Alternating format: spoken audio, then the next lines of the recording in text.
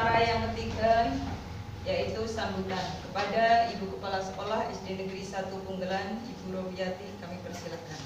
Bismillahirrahmanirrahim. Assalamualaikum warahmatullahi wabarakatuh. Waalaikumsalam warahmatullahi wabarakatuh. Bapak Ibu Dewan Guru yang saya hormati, khususnya Pak Admin yang saya hormati juga, mari kita memanjatkan puji syukur kehadirat Allah Subhanahu wa Ta'ala yang telah memberikan kesehatan, keselamatan, kenikmatan sehingga pada siang hari ini kita dapat melaksanakan tugas sehari-hari, dan khususnya untuk hari ini adalah melaksanakan tugas yang dalam hal ini adalah tugas dari Pak Admin selaku calon kepala sekolah yang mendapat tugas OJT yang hari ini adalah tanggal 9 November 2020 untuk mengadakan penyusunan bersama-sama Bapak Ibu Guru. Terima kasih. Untuk acara selanjutnya yaitu pengisian yang akan diisi oleh Bapak Admin SPDC. Kepada Bapak Admin kami persilakan. Assalamualaikum warahmatullahi wabarakatuh. Waalaikumsalam warahmatullahi wabarakatuh.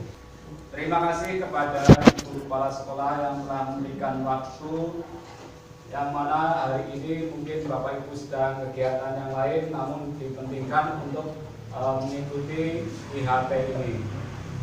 Yang kedua, terima kasih juga kepada Bapak Ibu Guru di SD 1 Punggelan ini untuk ikut juga dalam kegiatan IHT atau in-house training.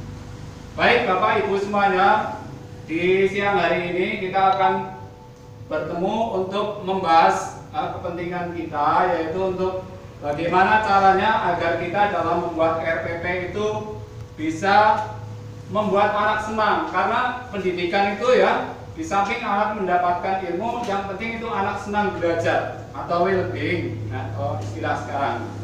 Jadi student well-being, maksudnya anak belajar dengan senang, itu bagaimana caranya. Yaitu solusi yang saya tawarkan, yaitu nanti kita merancang pembelajaran dengan menggunakan HOTS atau High Order Thinking Skill. Maksudnya anak yang belajar dengan kemampuan tinggi tapi senang ya. Jadi karena senangnya mungkin di sini karena anak tidak hanya mendengarkan, tapi nanti anak akan memperagakan, barangkali berbuat sendiri ya, dan lain-lain. Ini ya, terkait tugas hari ini adalah tugas dari nantinya akan dimasukkan pada laporan OJT ya, on the job training atau latihan ya, latihan untuk mungkin memandu ya suatu kegiatan. Nah, ini Bapak Ibu yang perlu diketahui bahwa dalam membuat RPP yang berbasis atau berorientasi pada HOTS ada beberapa langkah-langkahnya.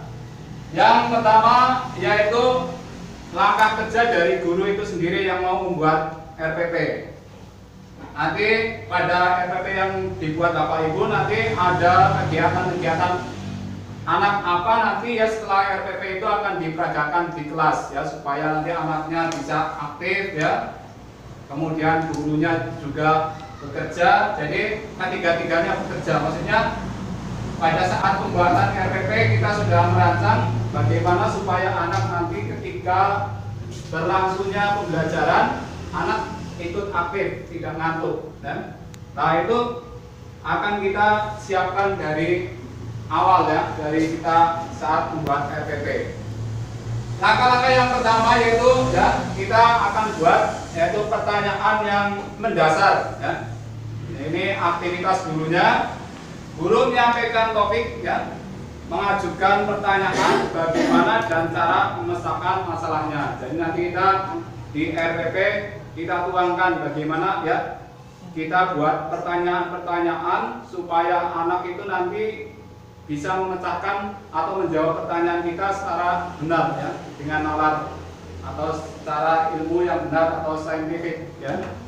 Jadi jawabnya nanti anak-anak usahakan kalau jawab ya jangan asal jawab, tapi yang jawab ada dasarnya ya, atau ada ilmunya.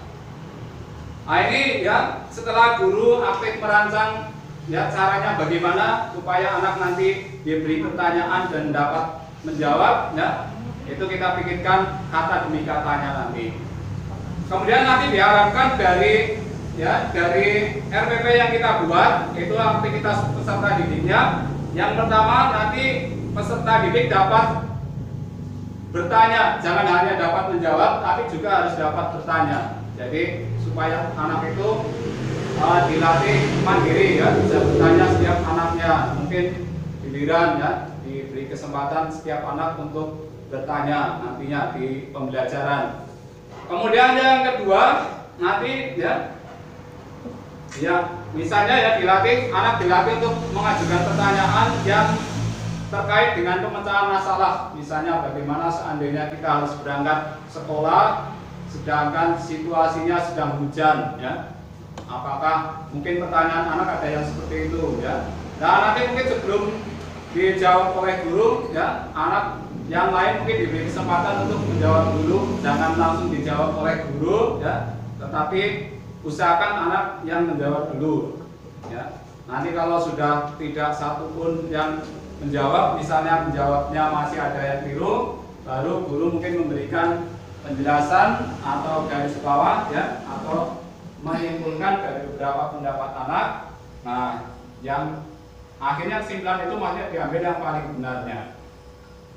Kemudian yang berikutnya yaitu ya, mendesain perencanaan produk. Misalnya dari RPP yang kita inginkan, kita itu merencanakan agar anak-anak misalnya mampu membuat bentuk misalnya kubus. Kemudian yang berikutnya aktivitas anak didik ya, supaya dalam membuat kubus itu bagaimana. Yang pertama peserta didik ya menyusun jadwal penyelesaian proyek dengan memperhatikan batas waktu yang telah ditentukan bersama. Jadi anak juga aktif ya. Anak juga di anak-anaknya ditanamkan bahwa pembuatan kubus ini ya, misalnya hanya butuh waktu 10 menit. Jadi aktif membuat, tidak bermain dengan teman sebelahnya misalnya ya. Jadi bekerja benar-benar mereka, jangan dibiarkan.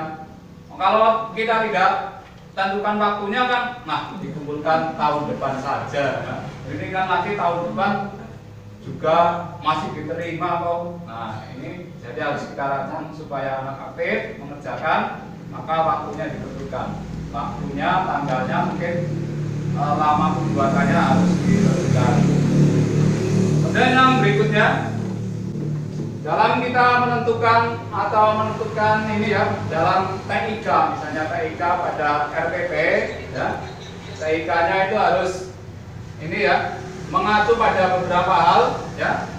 Yang pertama kita harus mengacu pada ini, misalnya kita mencari untuk yang model inquiry atau penemuan ya.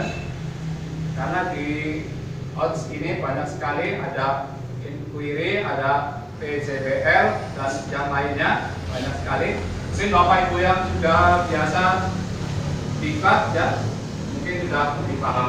Nah kali ini saya mengambil contoh yang misalnya RPP yang nantinya anak bisa menemukan masalah sendiri atau bisa menyelesaikan sendiri ya. Saya kira karena waktunya sudah sholat zuhur, kita sebagai orang Islam kalau sudah dipanggil untuk sholat ya sholat dulu. Maka penjelasan hari ini saya potong sekian dulu, mungkin lain waktu bisa dilanjutkan kembali.